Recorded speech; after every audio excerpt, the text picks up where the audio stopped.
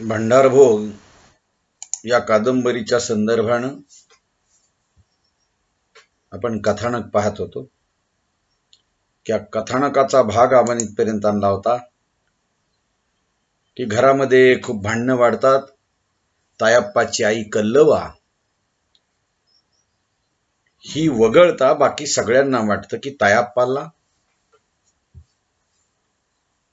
जोगता सोडू नये, परंतु भांडणं काही कमी होत नाहीत. म्हणून गौरा आत्या, तायप्पाची आत्या, कल्लवाला घेऊन ती म्हणते की आपण काय करूयात, इतरही काही देववाल्या ज्या आहेत त्यांचं आपण ऐकूयात, त्या काय म्हणतात ते ऐकू, आणि मग आपण काय असेल तो निर्णय घेऊया तायप्पाच्या संदर्भात. आणि मग गौरा आत्तीचा ती आली, सगळं झालं, पण तिचा धीर काही सुटला नाही. परंतु ती मात्र आता खूप बेभान झालेली आहे. कारण भावाची मुलगी असो किंवा मुलगा असो, तो कर्तृत्ववान निघावा हे कोणत्याही आत्याला वाटत असतं. तिनं मनात असं योजना केली होती की आपण तिकडे जाऊ, दुसऱ्या जोगतिनीकडं, तिला विचारू आणि तायप्पाला फक्त देवीच्या नावानं दोरा गळ्यात बांधूयात, पण त्याला साडी नेसून किंवा लुगडं नेसून जोगता काही बनवायचं, फक्त जोगता नावाला म्हणायचं, गळ्यामध्ये फक्त एक धागा बांधू. पण भादवनला एका देववालीकडे ते जातात आणि जाता जाता तिने एक नवीन खूळ काढलं. काय बी करून तायप्पाला संगतीला घेऊन जायचंच तिनं ठरवलं आणि भरलेली पिशवी हातात घेऊन दारात तशीच उभी राहिली. पोराला चालणं झेपणार नाही असं कल्लवाला वाटायला लागलं. खरं सांगून कोण ऐकणार. मग एकदा तिनं तसं बोलून बघितलं, पण त्यात बी गौरा आत्तीनं नवाच तोडगा काढला. त्या गौरा आत्याला वाटतं की त्याला घेऊनच जाऊ सोबत. कल्लवाला वाटतं त्याला चालवणं होणार नाही. मग ती म्हणते गौरा आत्या की आपण भादवन तिट्ट्याजोपर्यंत गाडीनं जाऊया, तिथनं किती फरलांगभर गाव आहे. म्हणून ती बसली, पिशवी भरून निघालती, पण तायप्पाला सोबत घ्यायचं म्हणून ती खूळ काढून बसली. मग तायप्पाला कशी बशी घाईघाईनं कापडं चढवायला लावलं आणि त्याला घेऊन त्या तिट्ट्याच्या वाटेला ती लागली. मग सगळ्या गावातनं मिरवणूक नको म्हणून कल्लवानं हवालदाराच्या पांदीतनं रस्ता काढला. ही चांगली गोष्ट नाही. गावचं तोंड, गावाला आपलं तोंड लपवून निघून जायचंय. मग शिंद्याच्या तळीपासून चुकून माकून परसाकडे आलेल्या बायका एक एक करून सतवायला लागल्यावर कल्लवानं सरळ मस्करच्या शेतातनं वर व्हायचं ठरवलं आणि मण्याच्या घरासमोरनं मस्करच्या बांधाला ती लागली. पण गौरवाच्या डोक्यात मात्र दुसरीच घालमेल तिच्या डोक्यात सुरू होती. कोण काय म्हणतंय, काय सांगतंय, यापेक्षा ती भादवनवाली तरी ह्यातनं सोडवती का नाही हेच तिच्या मनाला लागू लागलं. तिच्या डोक्यातल्या विचाराबरोबर तिचा एक एक पाय पडत होता. कल्लवाला कव्वा एकदा त्या तिट्टा गाठतोय असं झालं. तायप्पा दोघीच्या पाठीमागं नुसता पाय वडत वडत ढकलत चालत होता तिघांना. आणि मग ते सगळे तिघही निघालेले. मस्करचा बांध ओलांडला, चव्हाणाच्या राईत पाय टाकला आणि चव्हाणीन वाट बघत असल्यासारखी समोर येत म्हणाली, ननंद भाऊज्या कुठं चालल्या ग, आणि ह्या पोराची वरात कुठं काढल्यासा. मग गौरवानं गपकन बोलून गेली आणि कल्लवाच्या कपाळाला आटी पडली. ती म्हणाली, त्या पोरानंच खूळ लावलंय, घे ग बाई. मग ह्याला घेऊन काय करायचंय, काय कुठलंही, अगं जरासं गडहिंग्लजला बाजार आणायचा हाय असं म्हणत कल्लवा पुढं झाली. गौरवानं तेवढ्यावरच सगळं हेरलं आणि हसत हसत पुढं झाली. कल्लवा, गंगव्वा हे अशी जी नावं आहेत ना, ही आपल्याकडे जसं गंगा आई, तानू आई, तसं तानाव्वा, गंगाव्वा अशी ही नाव. आणि मग गंगाव्वा तिच्याकडं बघत तशीच उभी राहिली. तिट्यावर पोहोचल्या पोहोचल्या कल्लवानं सारखं इकडं तिकडं बघायला सुरुवात केली होती. हरबाच्या हॉटेलात जाऊन तिनं चौकशी केली. गाडीला अजून टाईम आहे म्हटल्यावर गंगावाला घेऊन लांब लिंबाखाली जाऊन त्या टेकली. तायाप्पा हरबाच्या हॉटेल जवळ थांबला. हॉटेल जवळच्या शेड मध्ये बसलेलं त्याला एक एक माणूस तायाप्पाला पारखून बघायला लागलं. तायाप्पा आपला समोरच्या शिंद्याच्या हिरव्यागार उसावर नजर रुतून उभा राहिला होता. एवढ्यात खालच्या शिरपाच्या खोक्यातनं कोणीतरी हाळी घातली. ए तायाप्पा, अरे इकडे ये की रे. मग तायाप्पा उभ्या उभ्याच वळला तर शिरपाच्या खोक्याच्या फळीवर बसून काळू पाटलाचं निब्या त्याला बोलवत होतं. तायाप्पाचा पाय आपोआपच हल्ला. तो शिरप्याच्या खोक्याजवळ गेला तसा निब्या पानाची पिचकारी मारत तो म्हणाला तायाप्पाला. काय म्हणाला? कुठं चाललायस रे? भादवनला. त्यानं खरं तेच त्याला सांगून टाकलं. का र? काय नाही बा, काम आहे. अरे काम कुठलं? आईनं नवीन देवबीव काढलं असेल. निब्या शिरपाकडे बघतच म्हणाल. तेवढ्यात खालच्या बाजूनं गाडीचा आवाज आला आणि तायाप्पानं तिथून हल्ला. तसं निब्या आणि शिरपा हसायला लागलं. तायाप्पाला कसंच वाटलं. तायाप्पानं गाडीत पाय ठेवला आणि त्याला गाडी चुकून पळून जावंसं वाटायला लागलं. कंडक्टरनं बेल मारली आणि गाडी निघाली. तो एका बाकड्यावर जाऊन बसला आणि त्यानं तायाप्पाला कंडक्टर वर चढवतो. तायाप्पा तिथं जाऊन बसतो. तायाप्पा गाडीमध्ये चढला. तो बसलेला आहे. गाडीनं वेग घेतला आणि तायाप्पाच्या डोक्यातली भनभन वाढत गेली. आता हे सगळं आपलं भादवनला जाऊन सांगायचं. त्याच्या डोक्यात सारखे विचार चालू आहेत त्या तायाप्पाच्या. आणि भादवन नावाचं ते गाव केव्हा आलं? ते तिट्टा तिथलचा उतरून पुन्हा 3 वाटा आहे. तिथून एका वाटन गेलं की भादवन लागतं. ते केव्हा आलं त्याचं त्यालाही कळलं नाही. त्याची आत्या आणि आई उतरायला लागली गाडीतनं. तसं तो बी खाली उतरला आणि त्याला उतरायला थोडा वेळ लागला. त्याची आई कल्लवा म्हणते, अरे उतर की, उतरायचं नाही का? मग आईच्या आवाजानं तो गपकन उठला आणि आईच्या पाठीमागनं खाली भरभरत उतरला. आई आणि आत्या त्याची रस्त्याला लागली. पण त्याला मात्र आपलं अंग जड झाल्यासारखं वाटू लागलं. त्यानं आळोखी पिळोखी दिले, आळस दिला, अंग मोडलं आणि कासारावर पुढं गेलेली कल्लवा माग वळत त्याला पुन्हा ओरडली. आता आणि काय झालं? चल की, व्हा तुम्ही पुढं, मी आलोच म्हणत तायपानं पाय उचलायला सुरुवात केली आणि हळूहळू ती निघाली. वाटणं कुठे काही झाड नाही, हिरवं नाही. कुठंतरी एखादं बाबळीचं झाड दिसू लागलं. उन्हाच्या कुंभारनी कांडायला लागलेल्या. ताळमाळ करत ऊन त्याच्या भोवत्यानी फिरायला लागली ती.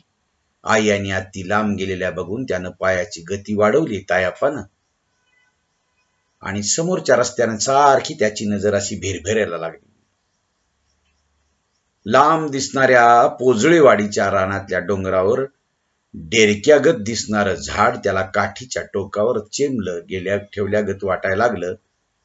त्याचं त्यालाच हसू आलं आणि रस्त्याच्या भोवत्यानं म्हणजे रस्त्याच्या भोवतीनं पांढऱ्या चुन्यात रंगवलेले दगड त्याला तासलेल्या बदकागत दिसू लागली. मग त्यानं चालण्याची थोडीशी गती त्याची मंदावली. पुन्हा गौरव्वा आणि कल्लव्वा पिशवी टेकून उभा राहिल्या. तो जवळ आलेला पाहून गौरव म्हणाली, चलाय जमना होय र, बसूयात का जरा? नको, मी जरा इकडं तिकडं बघत येतोय म्हणून टाइम लागलाय. चल बाबा, लवकर आटपून डोळं उजेडी परत जायला पाहिजे आपणाला, असं म्हणत कल्लबाई उठली. भादवन आलं. भादवनात पाय ठेवला आणि तायाप्पाला गाव वेगळंच वाटायला लागलं. सगळं गाव गल्लीभर डागतल्या आणि दगड असल्यासारखं दिसू लागलं. मध्ये मध्येच गुडघ्यावडाल खड्डे.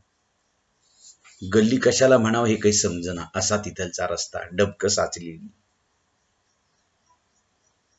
दुसऱ्या गल्लीत गेलं तर नुसती बोळ लागलेली. एका बोळातनं दुसऱ्या बोळात, दुसऱ्या बोळातून तिसऱ्या बोळात अशी गौरा त्या पुढे निघू लागली. त्याच्या माग कल्लव आणि तायाप्पा निघू लागले.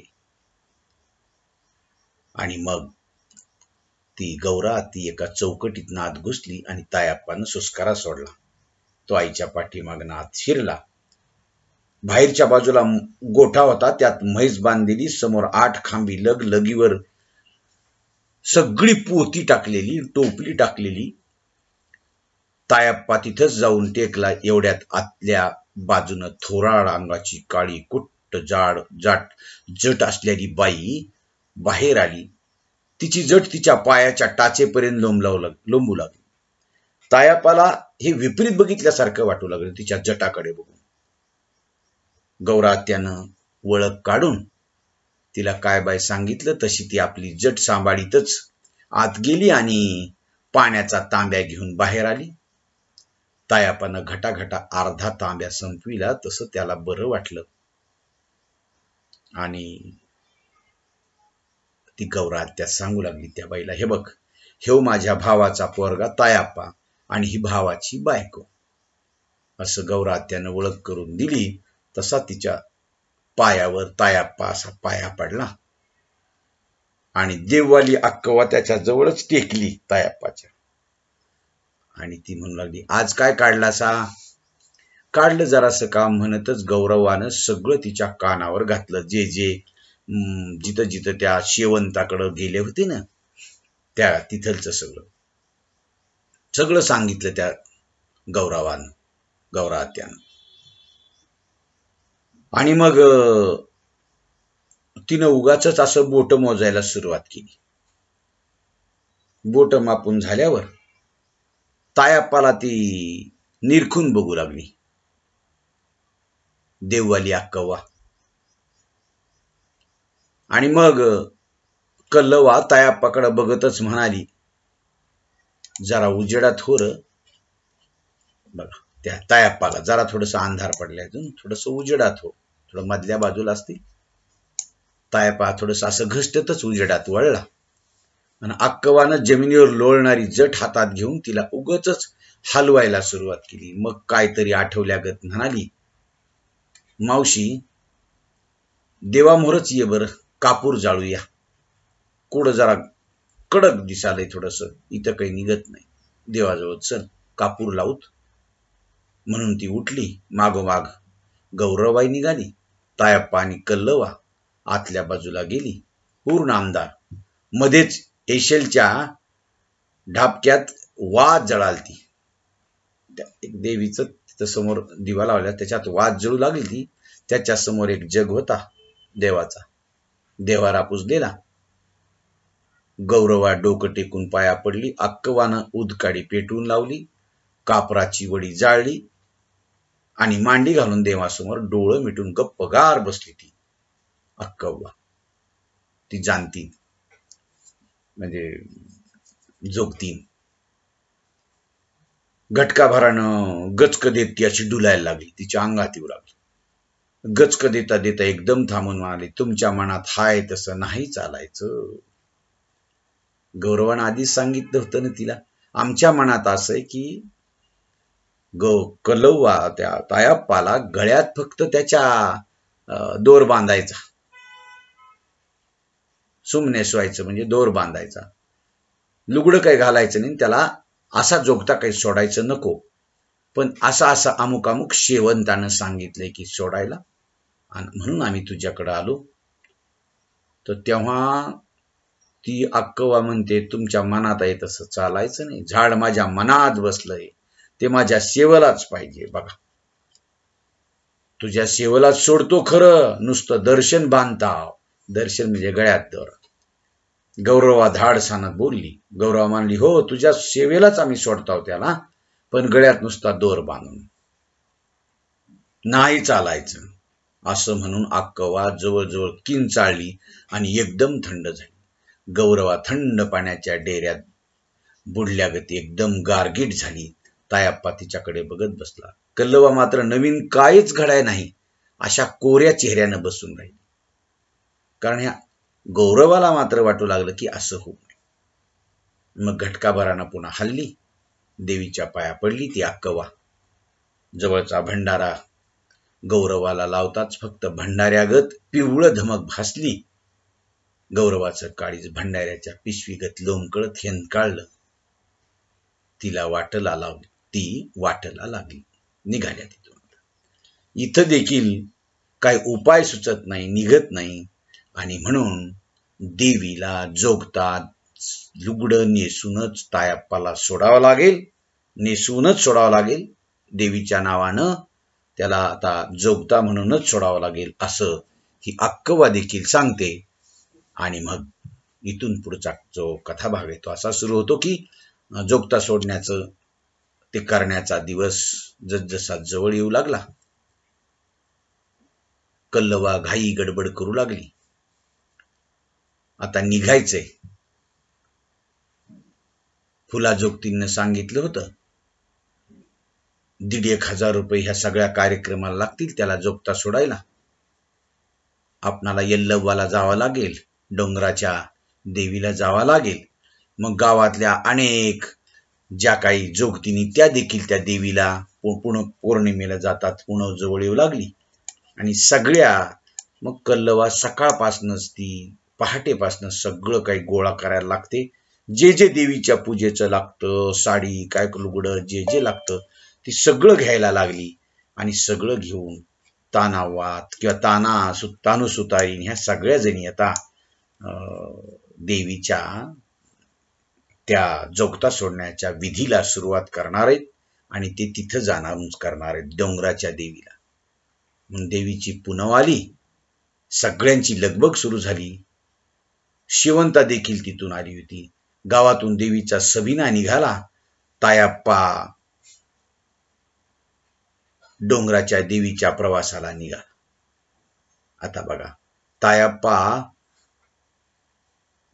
असे सगळे अनेक लोक त्या गावातले हे देवीच्या यात्रेला निघालेले आहेत.